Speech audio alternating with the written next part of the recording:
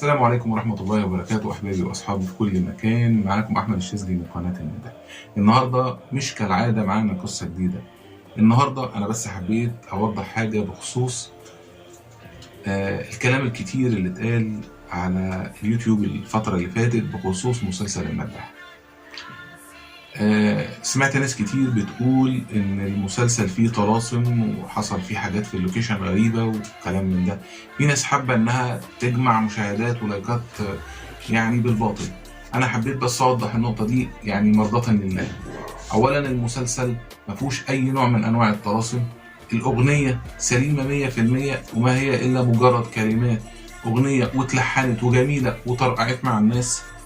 فتقريبا في حد حابب يركب الموجة وياخد مشاهدات ويعمل فيلم، لكن الحقيقة ان المسلسل ما فيهوش اي نوع من انواع الطلاسم، وكلها كلام عادي جدا، والاغنية كلامها عادي جدا، لا هي ترانيم الشيطان ولا هي اي شيء.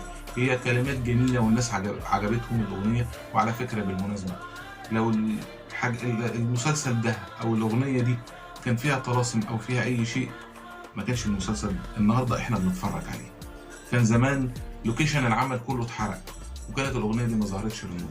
وبالمناسبه الاغنيه دي على موبايلي انا شخصيا عاملها رن لتليفوني وابني الصغير حافظها، واعتقد ان في ناس كتيره نفس النظام.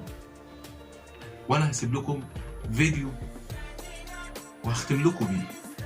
حماده هلال بيرد على الكلام ده بنفسه. السنه دي لقيناك حابس. طبعا في ناس عماله تطلع شائعات تقول لك دي تعويذات للجن. تعويذات أيوه. للجن كان زماننا اتحرقنا احنا واصحابنا واحنا رايحين بالعربيه.